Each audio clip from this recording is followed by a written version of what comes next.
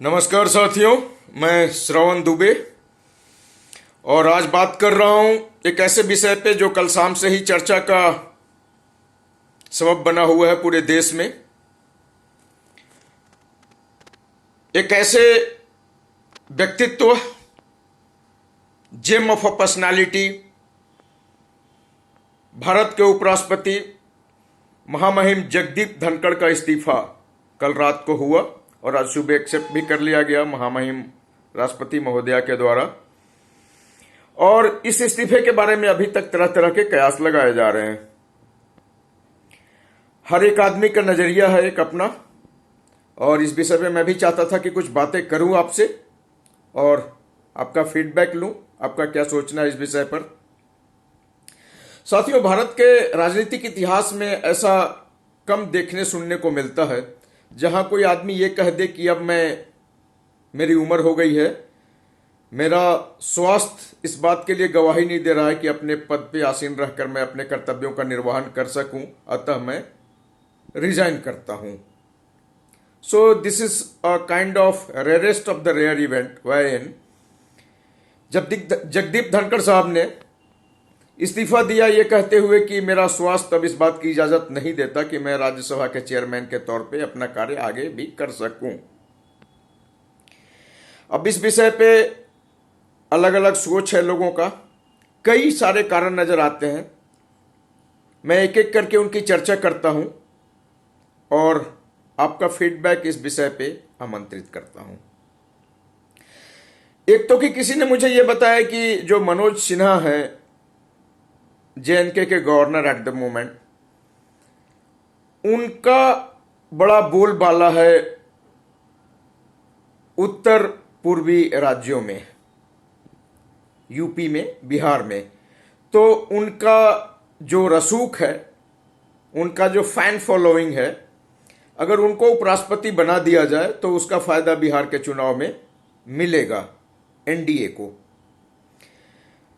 आप खुद सोचिए, जो आदमी अपना खुद का चुनाव नहीं जीत सका, पिछली बार जब उन्होंने लोकसभा का चुनाव लड़ा था अपने क्षेत्र से और वो हार गए थे, इसके बाद वहां के राजनीति से उनको बाहर आना पड़ा और फिर इवेंचुअली उनको राज्यपाल बनाना पड़ा। वो कितना प्रभाव डाल देगा बिहार में हो जाने वाले चुनाव के ऊपर, तो ये संभावना तो सीधे से खारिज की जा सकती है हम सबके द्वारा। दूसरा, किसी ने बताया कि जगदीप धनखड़ साहब की अनबन थी बीजेपी के कुछ बड़े नेताओं के साथ, खास करके दिल्ली में कुछ घटनाएं हुई थी अभी समसामयिक। माननीय जज महोदय के यहां से, जस्टिस वर्मा के यहां से जो अधजले नोट निकले थे, तो उस पे एक तो कि जगदीप धनखड़ साहब बड़ा बेबाक राय रखते थे अपना हर मुद्दे पे, हर विषय पे। जब वो पश्चिम बंगाल में राज्यपाल थे तब भी उन्होंने प्रोटोकॉल से हटके जो गलत था उसको गलत कहा, जो सही था उसको सही कहा। जहां कहीं भी अन्याय उनको दिखा उसके खिलाफ उन्होंने मुखर आवाज उठाई, लिख के केंद्र सरकार को पत्र लिखा, राज्य सरकार को बुलाया, उनसे बात की, उनके खिलाफ जाके कहा और जो जो गलत हो रहा था उसको उन्होंने अपने तरफ से कोशिश किया सेट राइट करने का। तो ये एक बड़े मादा की बात है, हर किसी में इतना मादा नहीं होता जो इतना कर ले। तो जगदीप धनखड़ साहब इस बात के लिए भी जाने जाएंगे कि he was a man of substance, unquestionable credibility. हां, तो मैं वहां था कि दिल्ली के कुछ नेताओं से अनबन इस विषय पे थी कि जो अधजले नोट मिले थे वो नोट कहां गए आज तक किसी को पता नहीं चला। कोई तो जिम्मेदार होगा इसके लिए, कोई तो उसको ठिकाने लगाया होगा। दिल्ली पुलिस आखिर दिल्ली की कानून व्यवस्था क्या जिम्मेदार है, तो उन्होंने दिल्ली पुलिस को भी जिम्मेदार ठहराया था। और दिल्ली पुलिस इवेंचुअली आता है गृह मंत्रालय के अंतर्गत। गृह मंत्रालय संभालते हैं श्री अमित शाह जी। तो हो सकता है उनको भी, कई लोगों को ये लगे कि इन्होंने ब्लेम किया है गृह मंत्री को। खैर, जो भी हो इसमें, लेकिन उन्होंने जस्टिस लोगों के खिलाफ बेबाक अपनी राय रखी थी, सुप्रीम कोर्ट के खिलाफ भी रखी थी, क्योंकि जब महामहिम राष्ट्रपति महोदया को उन्होंने ये कहा था कि 3 महीने के अंदर आपको किसी भी फाइल को उस पर फैसला देके लौटा देना होगा, तो इन्होंने ओपनली क्रिटिसाइज किया था सुप्रीम कोर्ट के ज्यूरिसडिक्शन को। और ये बात कुछ लोगों को अच्छा लगा था, कुछ लोगों को अच्छा नहीं भी लगा था। तो ऑल टुगेदर ये कि ये बेबाक राय रखने के लिए जाने जाते हैं। आज के इतिहास में ऐसे, आज के राजनीति में ऐसे लोग बहुत कम हैं। एक्चुअली अगर उनका इतिहास भी आप देखें तो सोशलिस्ट रहे हैं, कांग्रेस में भी रहे हैं, और राष्ट्रवादी रहे हैं, प्रखर राष्ट्रवादी रहे हैं। तो इस तरह से उनका एक बेबाक राय शायद उनके लिए मुसीबत बन गया, ऐसा कुछ लोगों का भी कहना है। तो ये एक राय ये बनती थी कि उन्होंने जो जुडिशरी के बारे में ओपनली राय रखी वो भी शायद कुछ लोगों को पसंद ना आया हो। तीसरा, कुछ लोग ये सोच रखते हैं कि जब बिहार में इलेक्शन है तो बिहार में इलेक्शन के दौरान किस तरह से फायदा हो जाए एनडीए को। अगर बिहार का ही कोई आदमी यहीं का जन्मा हुआ, यहीं का रहा हुआ, अगर वाइस प्रेसिडेंट के पोस्ट पे पहुंच जाता है तो, हालांकि इलेक्शन में तो अभी समय बहुत कम है और उपराष्ट्रपति का चुनाव इतना जल्दी होने भी नहीं वाला है, इसकी कोई समय सीमा भी निर्धारित नहीं है हमारे संविधान में, तो इस संभावना को भी खारिज किया जा सकता है। अब फिर ऐसा क्या हुआ कि जगदीप धनखड़ जैसे आदमी, जिनका क्रेडिबिलिटी अनक्वेश्चनेबल है, जिनके रहते सबको ही फायदा था, लोकतंत्र के ढांचे को फायदा था, नुकसान किसका किसका हुआ? नुकसान राज्यसभा का हुआ, नुकसान राष्ट्रीयता का हुआ, नुकसान हिंदुत्व का हुआ, क्योंकि वो सबके संरक्षक थे। इवन जो अपोजिशन में लोग थे उनमें से भी कई लोगों के साथ उनके अच्छे संबंध थे।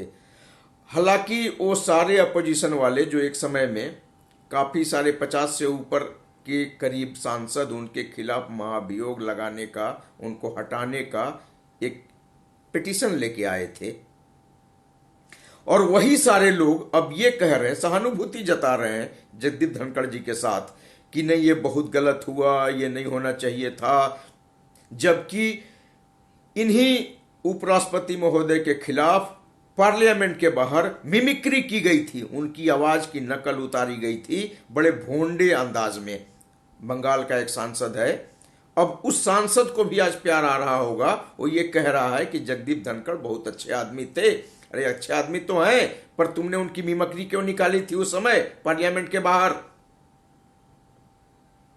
तो ये मौके का फायदा उठाने वाली बात है। आज विपक्ष के जो भी लोग सहानुभूति प्रकट कर रहे हैं जगदीप धनखड़ जी के साथ, ये नकली सहानुभूति है, राजनीतिक सहानुभूति है।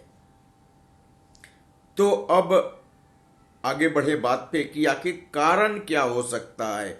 एक तात्कालिक कारण कल दिखा था कि इसके पहले कि जस्टिस वर्मा के खिलाफ इंपीचमेंट मोशन एनडीए लेके आती, बीजेपी लेके आती, उसके पहले ही विपक्ष के लोगों का कुछ 55 सांसदों का साइन किया हुआ एक ऐसा इंपीचमेंट मोशन जगदीप धनखड़ को मिला और उन्होंने इसको एक्सेप्ट भी कर लिया।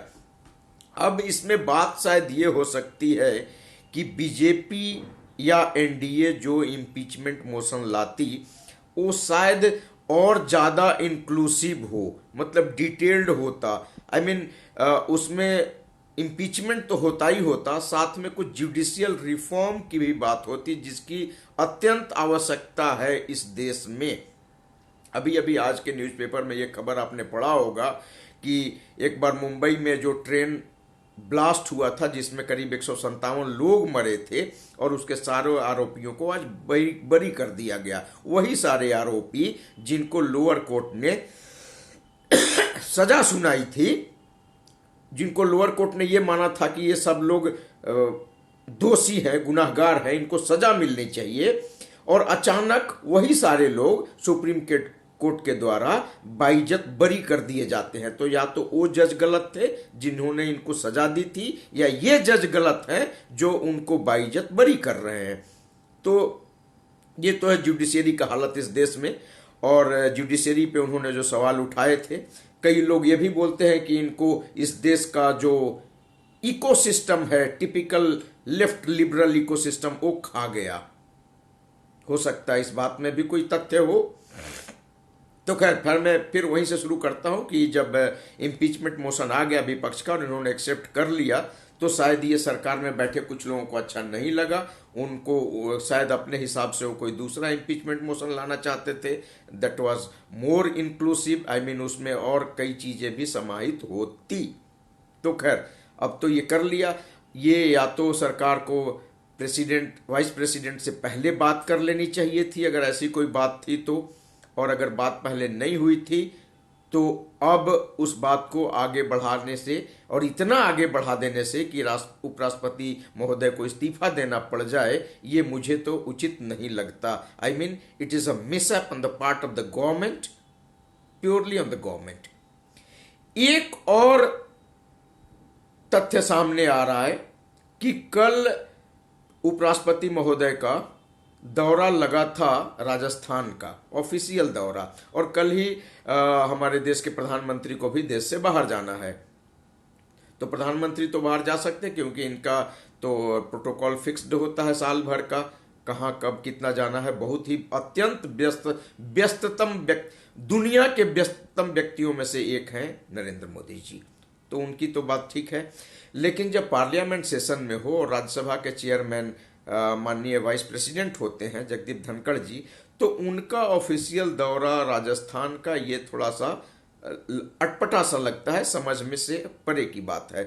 तो हो सकता है इसमें भी कोई एक संदेश छुपा हो कि क्यों ऐसा हो रहा है। जब प्रधानमंत्री इस देश में नहीं है उसी समय उपराष्ट्रपति अपने गृह राज्य का दौरा कर रहे हैं, जबकि सेशन ऑलरेडी इफेक्ट में है, पार्लियामेंट सेशन में है। तो ये सब बातें हुई और अंततः ये एक तथ्य निकल के आया कि जगदीप धनखड़ जी ने इस्तीफा दिया और उनका एक्सेप्ट कर लिया गया इस्तीफा। ऐसे व्यक्तियों का इस तरह से राजनीति से दूर जाना नुकसान है इस पार्लियामेंट्री सिस्टम का। ऐसे लोग एक तो हैं ही बहुत कम। आप देखें कि राजनीति में इतना बेबाक आदमी जो हर विषय पे अपनी एक राय रखता है, लाभ हानि नुकसान नफा से परे, ऐसा व्यक्ति कम आपको देखने को मिलेगा, सुनने को मिलेगा। और जगदीप धनखड़ जी ऐसे ही एक व्यक्ति थे और वो गार्जियन की तरह पेश आते थे, राज्यसभा में ही सलाह देते थे, डांटते थे, अप्रिसिएट करते थे और कोई अनड्यू लिबर्टी उनसे नहीं ले सकता था। ये लोकसभा में तो कम से कम मुझे देखने को नहीं मिलता। हालांकि ओम बिरला जी भी राजस्थान से ही हैं, लेकिन ओम बिरला में वो सेंस ऑफ डिसिप्लिन नहीं नजर आता जो माननीय जगदीप धनखड़ जी में नजर आता था। और सेंस ऑफ डिसिप्लिन किसी भी संस्था को चलाने के लिए निहायत ही जरूरी है। तो ऐसे लोगों का इस्तीफा बुरा लगता है, ये नुकसान है एक डेमोक्रेटिक सिस्टम का। इस विषय में आप क्या राय रखते हैं जरूर बताइएगा, पर ऐसा नहीं होना चाहिए था। जहां कहीं भी जिस किसी के पार्ट में भी मिसअप हुआ है, जिम्मेदार है, वो ठीक नहीं है, ये उचित नहीं हुआ है, मेरे हिसाब से अनिश्चित हुआ है। आप बताइएगा। बस इतना ही आज के इस एपिसोड में। धन्यवाद, नमस्कार, प्रणाम।